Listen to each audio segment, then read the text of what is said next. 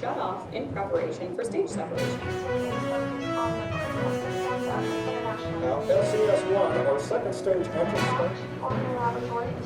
There is a spacecraft called Crew Dragon that is sitting on top of the Crew, which includes liquid oxygen there, but they are venting this. Enjoy the ride. ಅದರಷ್ಟು ಕಷ್ಟ ಅಲ್ಲ ಇದರಲ್ಲಿ ಇನ್ನೂ Dragon is going to continue for Yeah, liftoff! 4 minutes back it was standing like a rock because temperature will be very high, probably 3000. Shubhanshu Shukla ಇರುವವರು ಅವರು ಇರೋಂಥ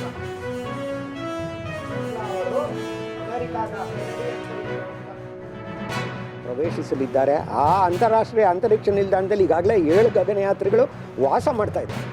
ಆ 7 ಜನದ ಜೊತೆಗೆ ಇವಾಗ ಈ 4 ಜನನೂ ಸೇರಿ 11 ಜನ ಇವಾಗ ಅಂತಾರಾಷ್ಟ್ರೀಯ ಅಂತರಿಕ್ಷ ನಿಲ್ದಾಣದಲ್ಲಿ ನಾಳೆ ಸಂಜೆಯಿಂದ ವಾಸ ಮಾಡೋಕ್ಕೆ ಪ್ರಾರಂಭಿಸ್ತಾರೆ.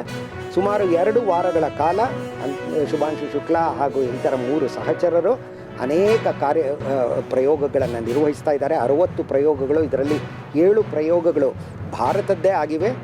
ಇದನ್ನು ನಿರ್ವಹಿಸಿ ಅಲ್ಲಿ ಅಂತಾರಾಷ್ಟ್ರೀಯ ಅಂತರಿಕ್ಷ ನಿಲ್ದಾಣದಲ್ಲಿ ತೂಕರಹಿತ ಸ್ಥಿತಿನಲ್ಲಿ ಯಾವ ರೀತಿಯ ಅನುಭವ ಇರುತ್ತೆ ಅನ್ನೋದನ್ನು ಅನುಭವವನ್ನು ಪಡೆದು ನಂತರ 2 ವಾರಗಳ ನಂತರ ಇವರು ತಾವು ಯಾವ ಇವತ್ತು ಸುತ್ತುತ್ತಾ ಇದ್ದಾರಲ್ಲ ಸ್ವತಂತ್ರವಾಗಿ ಕ್ರೂ ಡ್ರ್ಯಾಗನ್ ನೌಕೆ, ಅದೇ ನೌಕೆಯಲ್ಲೇ ಭೂಮಿಗೆ ಹಿಂತಿರುಗಿ ಬರಲಿದ್ದಾರೆ.